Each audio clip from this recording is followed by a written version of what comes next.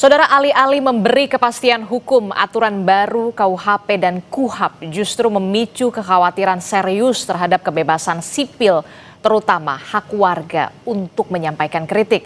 Sehingga situasi ini tentu saja memperkuat kekhawatiran jika ruang kebebasan sipil kian menyempit. Benarkah demikian? Kita akan bahas bersama dengan sejumlah narasumber lewat sambungan daring. Sudah bergabung bersama kami Guru Besar Hukum Tata Negara Universitas Gadjah Mada, Bung Zainal Arifin Mohtar, dan juga juru bicara PDI Perjuangan, Mas Guntur Romli. Selamat pagi, Assalamualaikum Bapak-Bapak. Waalaikumsalam warahmatullahi wabarakatuh. Selamat pagi. Iya, saya ke Mas Zainul dulu. Mas Zainul, ini kan kalau kita lihat ya, KUHP dan juga KUHAP baru ini resmi berlaku pada 2 Januari kemarin. Nah, salah satu yang kemudian menimbulkan kontroversi adalah soal pasal penghinaan terhadap presiden dan juga wakil presiden. Nah, Anda melihat dari kacamata Anda, ini merupakan babak hukum pidana baru yang semakin terang benderang atau kemudian step back? Soal penghinaan presiden ini ya, betulkah bahwa sudah diperbaiki, menghilangkan kemungkinan beberapa hal? Iya, seperti yang sudah dijelaskan dan selalu disampaikan oleh pembentuk KUHP maupun oleh Menteri Hukum maupun Wakil Menteri Hukum. Tetapi kalau kita lihat kan sebenarnya ada banyak sekali pertanyaan mendasar. Sebagian perdebatan ini sudah pernah saya perdebatkan dengan Prof. Edi panjang sekali di salah satu acara Mata Najwa, seingat saya. Nah, perdebatan paling mendasarnya itu kan begini. Satu, ini warisan kolonial kan, yang namanya perlindungan kepada kepala negara itu sebenarnya kalau kita masih ingat itu dari Wetboek van Strafrecht Belanda kan. Dan itu lebih perlindungan kepada raja kolonial, bukan presiden dalam konteks kita. Itu satu. Dan biasanya kalau kita lacak sejarah, memang yang banyak dilindungi itu raja, bukan presiden dalam konteks negara republik, negara demokratis. Yang kedua, kita kan masih ingat bahwa MK sudah menghapus sebenarnya ya pasal sejenis. Dalam putusan MK itu kan sudah pernah dihapus. MK menjelaskannya cukup baik, mengatakan bahwa ini mengancam kebebasan berekspresi, tidak sejalan dengan prinsip demokrasi modern, karena negara-negara itu rata-rata menggesernya, menghilangkan tuh aturan-aturan yang bersifat lese-majesté. Lese-majesté itu ya penghinaan macam begini, yang itu coraknya tadi saya bilang lebih berwatak kolonial, lebih berwatak melindungi raja, dan kita tahu bahwa dalam konteks kita, dalam konteks republik itu tentu sangat berbeda. Nah, betul bahwa ada perbedaan antara menghina dan mengkritik. Nah, problemnya adalah penafsiran untuk mendedahkan mana kalangan, mana wilayah menghina dan mengkritik itu berada di aparat penegak hukum. Nah, masalahnya aparat penegak hukum ini dia tidak bersifat independen kalau kita mau bicara.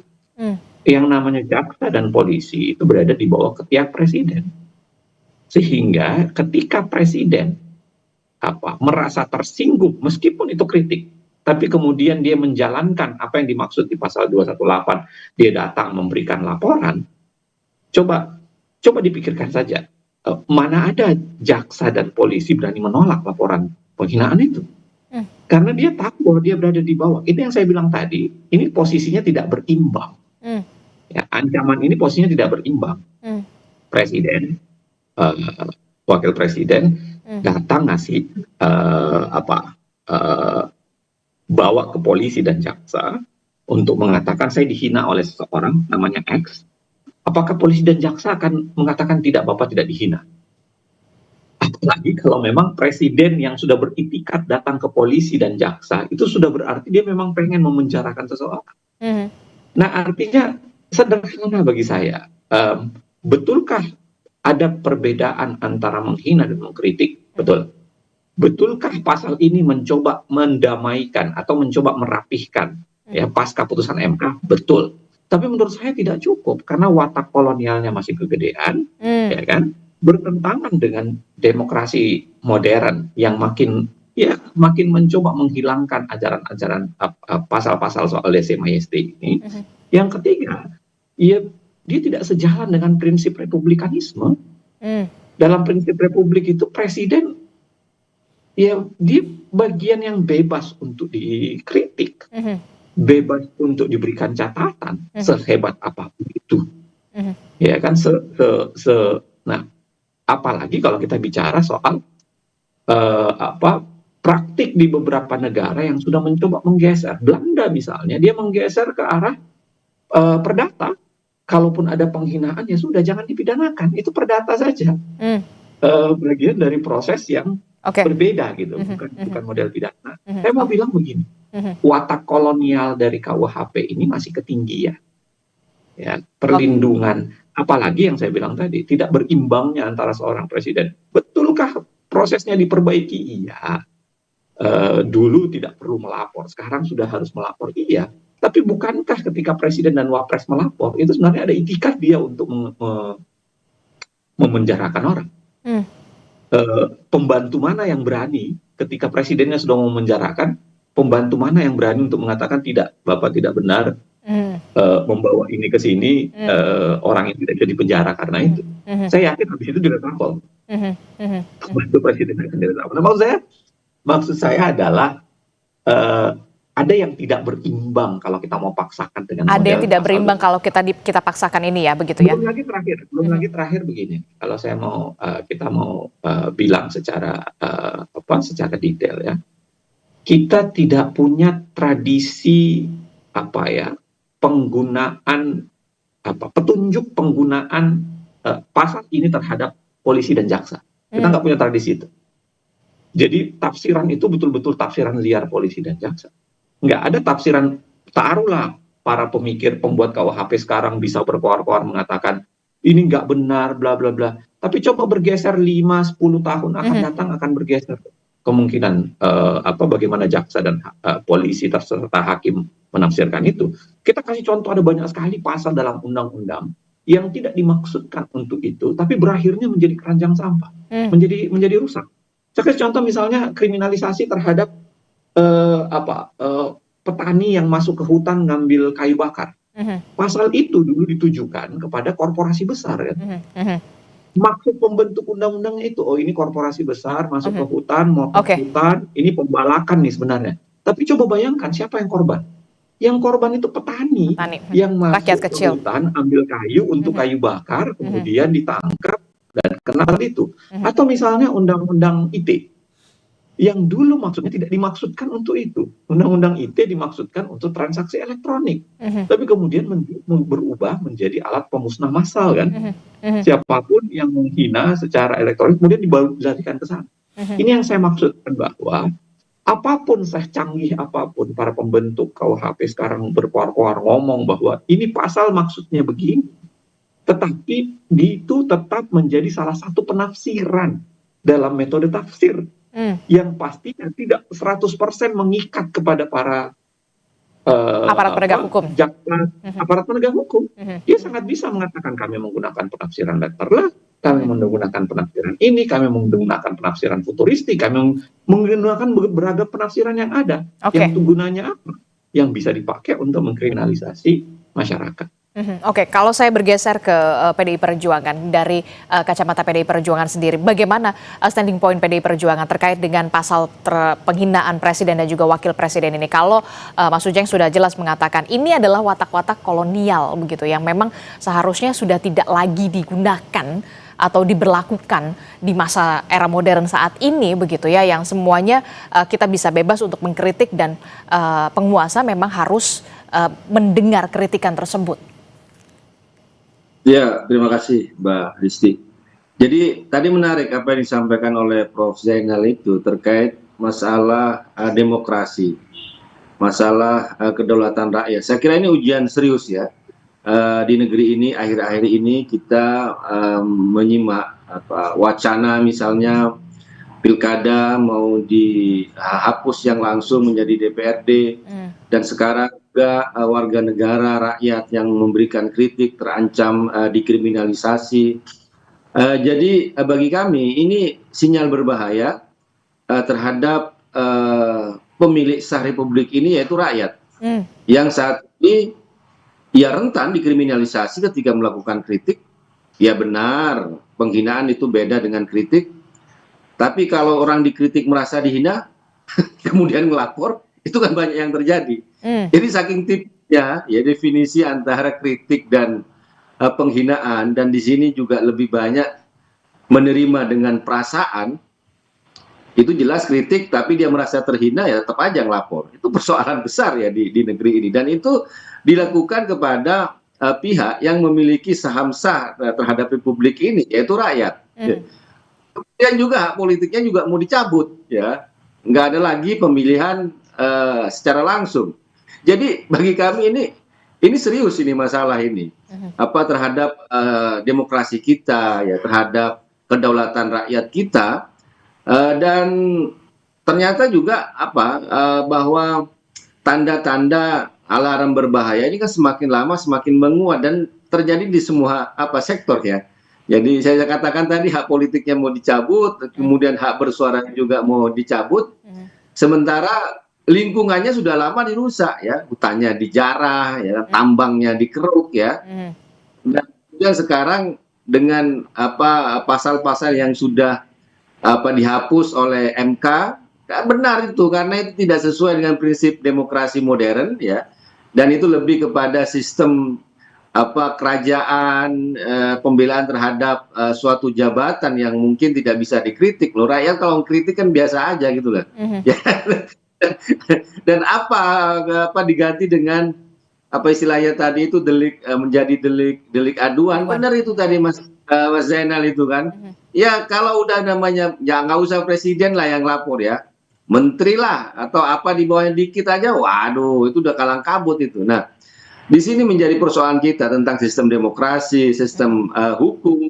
Kemudian juga seperti yang disampaikan Mas Zainal tadi juga, isu di penegakan hukum juga kami melihat itu kan nggak terjadi. Misalnya bicara tentang reformasi polisi itu gimana itu kan perkembangannya, reformasi kejaksaan itu gimana perkembangannya. Jadi bagi kami ini hal yang sangat serius, ancaman terhadap demokrasi, terhadap kedaulatan rakyat di negeri ini dengan munculnya ya ini kejadian-kejadian yang akhir-akhir ini semakin lama semakin menguat. Nah, begitu Mbak Disti. Oke, Anda melihat dan juga mengatakan ini merupakan alarm berbahaya, ini merupakan hal yang serius yang mengancam demokrasi kita, begitu ya, kalau tadi Anda sebutkan seperti itu, Bung Guntur Romli. Nah, kalau dari Anda, Bung Zainul, apa yang akan terjadi ke depannya setelah kita tahu pasal ini resmi disahkan begitu?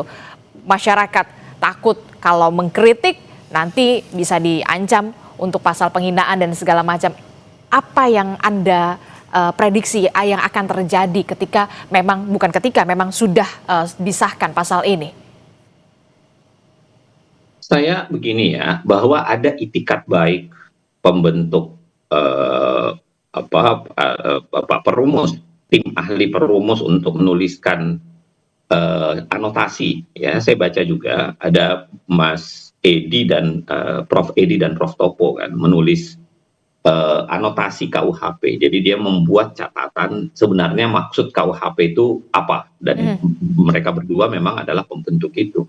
Tapi yang saya bilang tadi selamanya itu akan dianggap sebagai catatan ahli, menjadi salah satu di antara sekian banyak metode tafsir yang bisa dipakai untuk membaca sebuah pasal di dalam sebuah undang-undang. Nah, artinya begini, kalaupun kita mau menyelamatkan, paling bagus adalah segera mengubah pasal itu dan menaikkan anotasi-anotasi itu, menjadikannya dia jadi ada semacam revisi terhadap KUHP untuk lebih menjelaskan.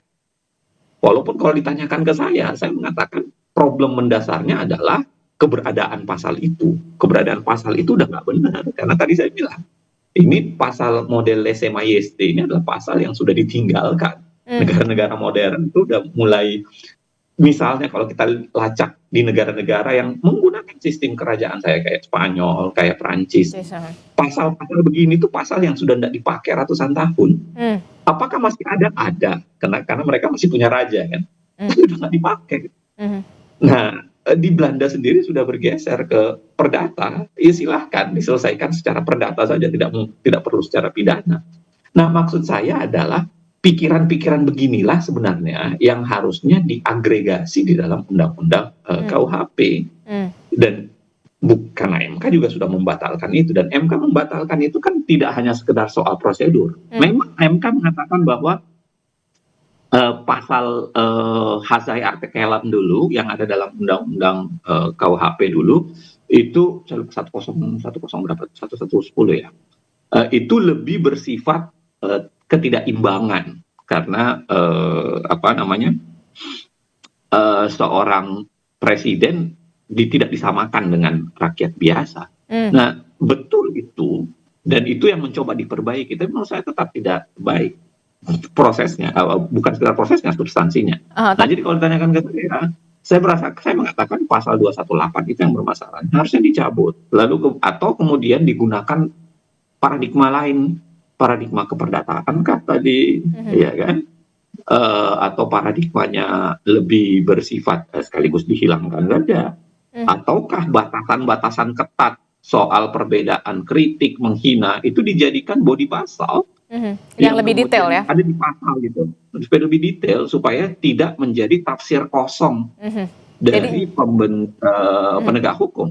Nah, apalagi saya bilang tadi ketidakberimbangan itu. Nah, yang kedua barangkali mau tidak mau kalau negara bersifat keras kepala tidak mau melakukan revisi, perubahan atau amandemen atau apapun itu, maka ya sekali lagi terpaksa harus berharap kepada model-model Mahkamah Konstitusi, karena itulah model yang tersedia dalam konsep negara hukum yang kita pakai sekarang, kita bawa ke permohonan di Mahkamah Konstitusi.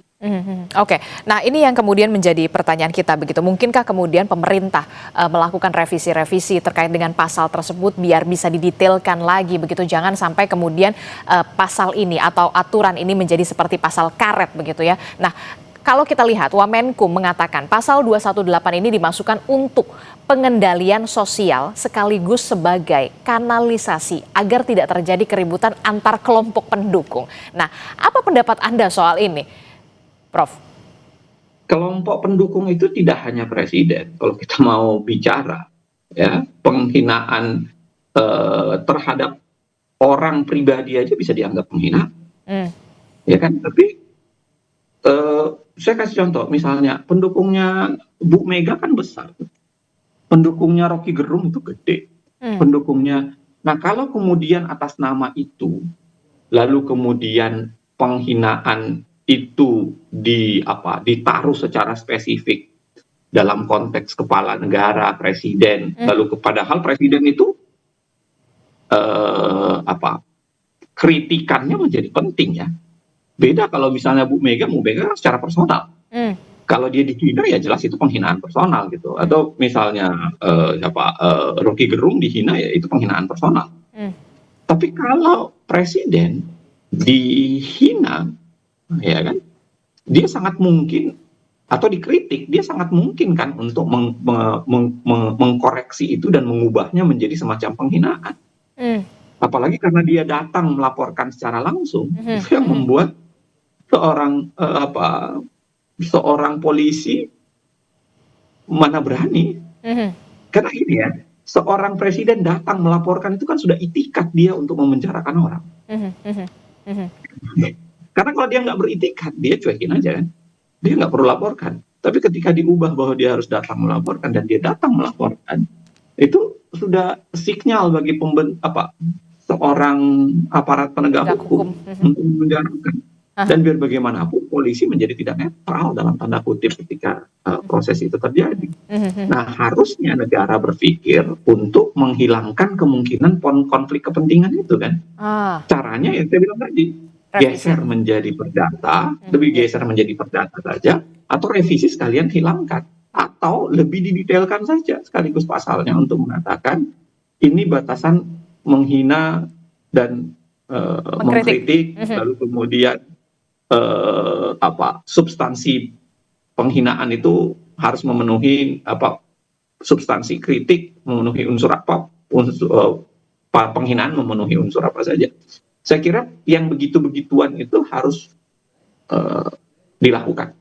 Oke, jadi ada 3 pilihan begitu yang bisa dilakukan oleh pemerintah saat ini adalah soal merevisi, kemudian menggeser itu ke perdata begitu ya, dan atau mendetailkan lagi soal-soal pasal penghinaan terhadap presiden dan juga wakil presiden, mana yang kritik dan mana yang penghinaan. Nah, kalau dari PDI Perjuangan sendiri lebih cenderung menyetujui ini yang revisi atau kemudian menggeser ini ke soal perdata, atau kemudian justru ya didetailkan saja mana yang menghina batasannya, mana yang mengkritik. Guntur Romli. Ya. Mas Guntur. Ya, Mbak. Jadi terkait dengan pasal ini ya yang penghinaan terhadap presiden, kan itu kan sudah disahkan. Saya nggak tahu apakah nanti juga akan ada gugatan ke MK.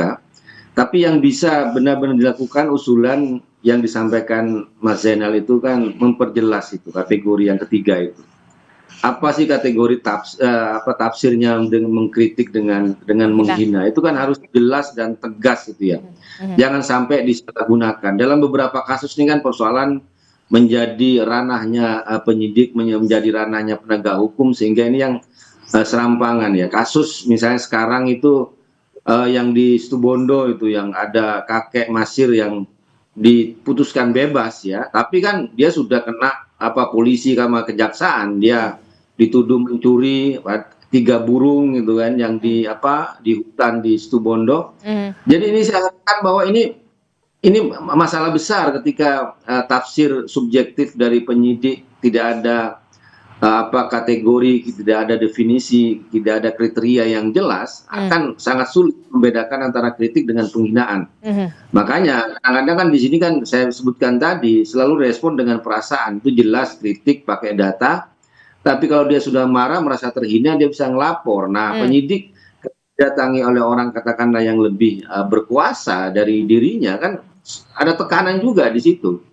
Nah, kemudian juga dalam perdebatan tentang KUHP revisi, sebenarnya waktu itu juga usulan menjadi perdata itu sangat kuat ya, bahwa jangan semuanya hal-hal pidana ini kan masuk masuk ke pidana ya kan, persoalan-persoalan ini kan bisa menjadi istilahnya masalah perdata tentang pencemaran nama baik ya kan. Tapi ya lagi-lagi yang memang bersikeras waktu itu ya masih Wamenkumham sekarang juga Prof Edi Hiarit ya, ketika ada perdebatan itu kenapa harus pidana bukan perdata. Ini persoalan kita ini kan, pemerintah ini nggak tahu ya kenapa kok nggak mudah sekali lebih terbuka menyimak, lebih merasa udah paling jago, paling pinter, paling dengan motif-motif yang kita nggak tahu ya. Nah, sekarang ketika sikap egois, sikap jumawa, sikap sombong ini terus-menerus dilakukan, ya sekarang ini yang terjadi. Sudah makin lama makin berani ngelawan rakyat, mau mencabut hak politik rakyat. Menurut saya karena kejadian-kejadian suara-suara yang selama ini disampaikan kepada masyarakat kan nggak didengar. Makin lama makin sombong, makin egois ya, sehingga sudah ini yang titik akhir yang kita lihat semakin menguat penceritaan terhadap pemilik sah republik ini, yaitu rakyat, dengan ya mau mencabut hak politik, mau mengkriminalkan orang yang melakukan kritik. Nah, ini persoalan bagi kita di negeri ini. Bagi negeri ini. Ini seakan-akan negara diadu domba dengan rakyat ketika pemerintahnya tidak mau mendengar masukan-masukan. Ya mungkin juga karena hasrat berkuasanya besar. Nah, ini yang gitu. Oke, kami juga Kompas TV sudah sejak semalam berupaya untuk mengundang perwakilan dari DPR, khususnya Komisi 3 DPR, tapi sampai saat ini, sampai pagi ini belum ada jawaban satupun begitu yang untuk bisa bersedia untuk berdialog bersama kita, termasuk juga perwakilan dari Kementerian Hukum. Juga kami sudah memintai keterangan dan juga memintai undangan begitu ya kepada dari Kementerian Hukum. Nah, terakhir saya ingin punya catatan juga khusus dari Mas Zainul Rohman, apa yang kemudian paling bisa dimungkinkan dilakukan oleh pemerintah, merevisi ini atau kemudian membawa ini ke perdata, atau kemudian mendetailkan lagi soal mana batasan menghina dan juga mengkritik begitu. Jangan sampai ke depannya ini menjadi pasal karet. Zainur Rohman siapa, Mak? Oh, sorry. Prof. Uceng, silahkan. Maaf. Oke. Kalau ditanyakan ke saya, kan saya bilang itu kemungkinannya. Silahkan dipilih. Silahkan coba dilakukan. Kalau saya ditanyakan ke saya tetap pada posisi menghilangkan pasal itu. Karena pasal itu adalah pasal yang sudah tidak pas gitu. Kalau dikatakan misalnya kok presiden negara lain dilarang dihina, ada proses perlindungannya, ya itu kan proses perlindungan resiprokal kan. Seorang tamu negara datang ya harus dilindungi. Itu prinsipnya berbeda. Itu bukan prinsip kolonialisme, itu prinsip resiprokal seorang pemimpin negara. Ya kan, tamu negara yang harus dilindungi. Tapi kalau presiden dalam konteks republikanisme kita tidak perlu ada perlindungan itu, karena perlindungan model begituan biasanya adanya dalam konsep raja, konsep kerajaan kan, monarkial. Nah, kalau melindungi tamu, ya itu prinsip hukum internasional sebenarnya kan, bahwa seorang tamu dari negara lain sangat mungkin untuk diproteksi, dilindungi, ada larangan untuk membunuhnya dan lain sebagainya. Oke, tapi mungkinkah kemudian ini dihilangkan, benar-benar dihilangkan? Itu kemudian menjadi pertanyaan kita semua kan? Atau kemudian justru pertanyaannya jangan ke saya, pertanyaannya ke pemerintah dan DPR. Mungkinkah dia mau mengkoreksi dan menghilangkan? Kalau kita lihat betapa kekehnya mereka melakukannya, saya kira tidak. Tapi kalau bahwa harusnya itu kita dorong ke pemerintah dan DPR sekarang, ya mereka lah yang membentuk undang-undang kan. Pertanyaannya harusnya bukan saya. Oke, baik. Terima kasih Guru Besar Hukum Tata Negara dari Universitas Gadjah Mada, Zainal Arifin Mohtar telah bergabung bersama kami, dan juga ada juru bicara PDI Perjuangan Mas Guntur Romli telah bergabung bersama kami. Sehat selalu Bapak-bapak. Assalamualaikum. Selamat pagi.